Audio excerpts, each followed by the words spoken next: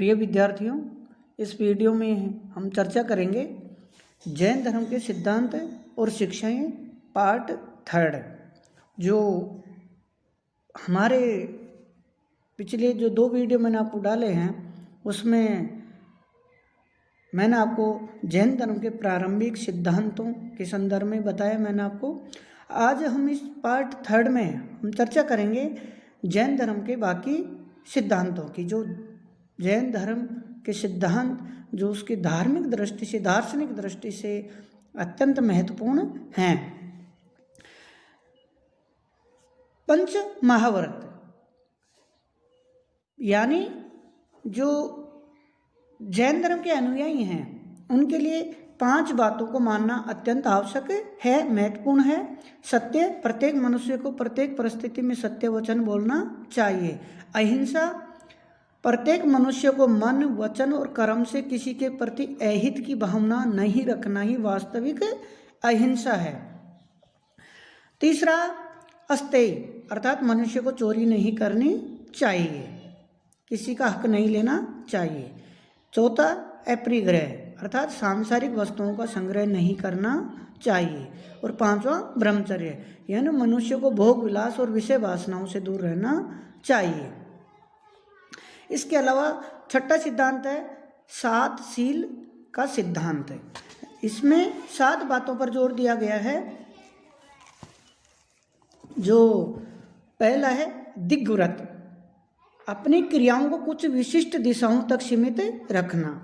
दूसरा है देशव्रत, अपनी क्रियाओं को कुछ विशिष्ट देशों तक सीमित रखना। तीसरा अनर्थ दंड व्रत है, बिना किसी कारण के अपराध का भागी नहीं बनना, यानी बिना अपराध के ही आपको अगर कोई दोषी ठहराया जाए, अपराधी सिद्ध करे तो बिना कारण, बिना अपराध के, बिना दंड का भागी नहीं होना चाहिए। सामयिक, इसमें चौथा आता है सामयिक अर्थात समय का, वक्त का कुछ भाग अपने ऊपर विचार करने के लिए भी निर्धारित करना चाहिए। 5वां है प्रोषधोपवास। प्रोषधोपवास से मतलब है मास के दोनों पक्षों की अष्टमियों और चतुर्दशियों को उपवास रखना। प्रत्येक माह की जो अष्टमी है और चतुर्दशी, जिनको आप साधारण भाषा में 14 बोल सकते हैं, उनको उपवास रखना चाहिए। इसके अलावा 6ठा है उपभोग प्रतिभोग परिणाम। उपभोग प्रतिभोग परिणाम यानी दैनिक उपभोग की वस्तुओं और पदार्थों को नियमित करना। 7वां है अतिथि समिभाग। अतिथि समिभाग से तात्पर्य घर आए हुए साधु और उपासकों को भोजन कराने के बाद ही भोजन ग्रहण करना चाहिए। 7वां सिद्धांत है 5 समिति। जैन धर्म के अनुसार प्रत्येक व्यक्ति को दैनिक जीवन में 5 बातों में सतर्कता, सावधानी बरतनी चाहिए, सावधानी रखनी चाहिए। पहली है ईर्ष्या समिति, चलते फिरते समय सावधानी रखना ताकि किसी जीव को कष्ट नहीं हो। भाषा समिति, सावधानी से बोलना चाहिए ताकि अपनी बातों से, अपने वचनों से किसी को कष्ट न पहुँचे। तीसरी समिति है ऐषणा समिति, खाते समय सावधानी बरतनी चाहिए ताकि किसी भी जीव कीटाणु की मृत्यु नहीं हो, कोई कष्ट नहीं हो। चौथी जो समिति है वह है आदान निक्षेप समिति, यानी दैनिक उपभोग में काम आने वाली वस्तुओं को सावधानी से रखना चाहिए, उठाना चाहिए ताकि किसी जीव को कष्ट नहीं होना चाहिए। 5वीं जो समिति है वह है उत्सर्ग समिति, यानी मनुष्य को लघु शंका, दीर्घ शंका करते समय सावधानी बरतनी चाहिए। किसी भी जीव जंतु कीटाणु किसी की मौत नहीं होनी चाहिए, कष्ट नहीं होना चाहिए।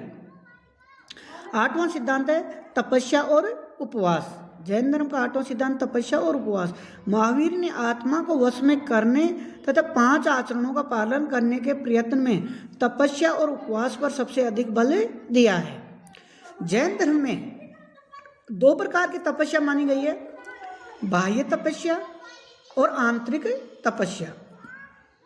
बाह्य तपस्या के अंतर्गत आता है व्रत रखना, उपवास रखना, अन्न का त्याग करना, भिक्षा और कष्ट सहना। इसके अलावा आंतरिक तपस्या में है नम्रता, सेवा, स्वाध्याय, ध्यान, शरीर त्याग इत्यादि शामिल है। तो जैन धर्म में तपस्या और उपासना का, उपवास का महत्वपूर्ण स्थान है। यह 8वां सिद्धांत है। 9वां है अनेकांतवाद या शादवाद का सिद्धांत है। जैन धर्म का एक अत्यंत महत्वपूर्ण सिद्धांत है विद्यार्थियों, शादवाद का यानी अनेकांतवाद का सिद्धांत, जिसको ज्ञान का सप्तभंगी न्याय का सिद्धांत भी कहा जाता है। ये ज्ञान की सापेक्षता का सिद्धांत भी है।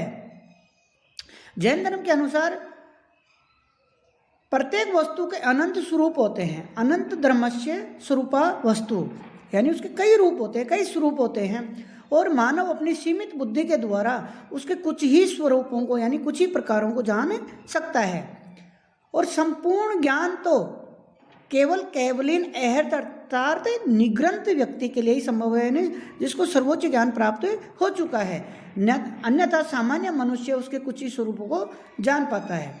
अब इसका उदाहरण देते हैं, जैसे 4 जन्मजात अंधे ले लीजिए और उन 4 जन्मजात अंधों को एक हाथी के पास छोड़ दीजिए और आप उनको ये कहिए कि इस हाथी, ये जो आप है इसको देखिए, तो आप फिर बाद में उनसे पूछिए कि हाथी कैसा होता है। 4 जन्मजात अंधे हैं, हाथी को टटोलेंगे, देखेंगे, स्पर्श करेंगे, देखेंगे क्या स्पर्श करेंगे, तो उनके जो विवरण है, जो निष्कर्ष है वो अलग अलग होगा, क्योंकि उन्होंने अपनी इंद्रियों से स्पर्श से जैसा देखा, जैसा महसूस किया, देखा तो नहीं, हम जन्मजात अंधे हैं, महसूस किया, स्पर्श किया। कोई उसको खंबे जैसा बताएगा, कोई सांप की तरह बताएगा, कुछ सपाट बताएगा, तो उनके चारों के विवरण भिन्न भिन्न होंगे, क्योंकि उन्होंने अपने सीमित बुद्धि के द्वारा उसका विश्लेषण किया है। तो इसलिए व्यक्ति को किसी भी बात या मत को स्वीकार करने से, मानने से पूर्व शायद शब्द का इस्तेमाल करना चाहिए। शायद शब्द का अर्थ होता है शायद, शायद ऐसा है, शायद ऐसा नहीं है, क्योंकि मानव का ज्ञान क्या है, अपूर्ण है, सीमित है। जैसे हम टेबल को ऊपर से देखते हैं तो नीचे का भाग दिखाई नहीं देता। हम आईने के सामने खड़े होते हैं तो आईने के सामने हमें अपना आगे का फेस ही दिखाई देता है, पीछे का भाग दिखाई नहीं देता। उसी प्रकार मनुष्य को संपूर्ण ज्ञान प्राप्त नहीं होता, उसको सीमित ज्ञान प्राप्त होता है।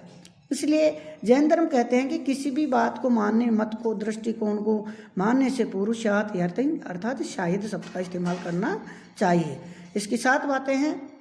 पहला है, दूसरा है नहीं है, तीसरा है और नहीं है, चौथा है कहा नहीं जा सकता है। ये 4 जो बातें हैं, है, नहीं है और नहीं है, कहा नहीं जा सकता है। अब आप इसमें पहले में चौथे को जोड़ेंगे तो 5वां बन जाएगा, दूसरे में चौथे को जोड़ेंगे 6ठा बन जाएगा, और तीसरे में को चौथे में जोड़ेंगे तो 7वां बन जाएगा।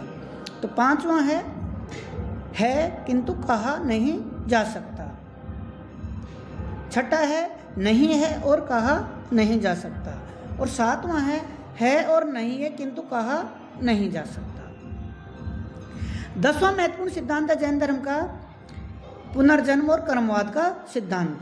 यानी जब हम बात करते हैं, मैंने आपको पिछले वीडियो में बताया कि जब हम कर्म को प्रधान मान लेते हैं, कर्मवाद में विश्वास करते हैं तो कर्मवाद में विश्वास करने के कारण कर्म फल के प्राप्ति इस जन्म में या अगले जन्म में, कर्म इस जन्म के या पूर्व जन्म के, इसके लिए कर्म को प्रधान मानने के कारण जो मान्यता, जो सिद्धांत अपनाया गया वो होता है पुनर्जन्म। यानी कर्म, पुनर्जन्म किसका होता है, कर्मों का, और मनुष्य की आत्मा कर्मों के अनुसार ही जन्म लेती है। तो जैन धर्म पुनर्जन्म में विश्वास करता है और कर्मवाद के सिद्धांत में भी विश्वास करता है। जैसा कि मैंने आपको पिछले वीडियो में बताया है कि जो नास्तिक धर्म है, जो अवेदवादी हैं, जो ईश्वर को नहीं मानते, उनके लिए कर्म ईश्वर का स्थान रखते हैं। अर्थात मनुष्य कर्मों की उन्नति, मनुष्य की जो उन्नति है अवनति है, सब कुछ उसके कर्मों पर निर्भर करता है। मनुष्य जैसा कर्म करता है वैसा ही वो जन्म ले लेता है, और उसी के अनुसार उसके सुख दुख और उसके अपने सबके कारण क्या है, उसके कर्म ही है। और कर्मों के अनुसार ही आत्मा बार बार इस संसार के जो आवागमन का चक्र है बार बार उसमें जन्म लेती है। 11वां महत्वपूर्ण सिद्धांत है जैन धर्म का अनेकात्मवाद और अनीश्वरवाद का सिद्धांत।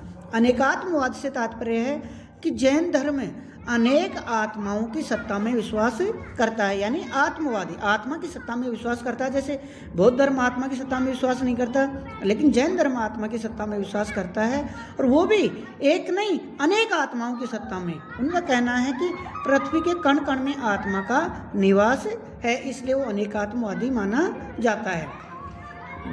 जैन धर्म का मानना है कि प्रकृति में परिवर्तन हो सकते हैं, लेकिन आत्मा अजर अमर और परम शक्तिशाली है और सदैव एक सी बनी रहती है। जीव ही आत्मा है और आत्मा केवल मनुष्य में नहीं बल्कि पशु पक्षी वनस्पति पृथ्वी के कण कण में आत्मा का निवास है। जैन धर्म ईश्वर के अस्तित्व में विश्वास नहीं करता और न ही वो ईश्वर को सृष्टि का निर्माता मानता है। उनका मानना कि सृष्टि वास्तविक है और मूलतः इसका कभी विनाश नहीं होता, यानी कोई ईश्वर की सत्ता नहीं है।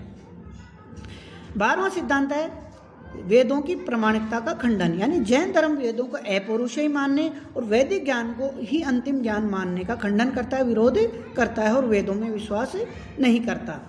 13वां और अंतिम जो सिद्धांत है जैन धर्म का वो ये है कि वो स्त्री स्वतंत्रता का समर्थन करता है। जैन धर्म ने पुरुष के समान ही स्त्री को धार्मिक, राजनीतिक, आर्थिक और शैक्षिक शिक्षा के अधिकार के लिए योग्य माना है और स्त्री स्वतंत्रता का समर्थन किया है।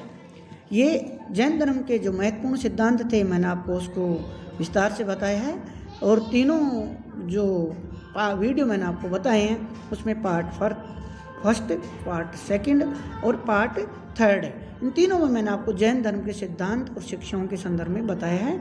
धन्यवाद।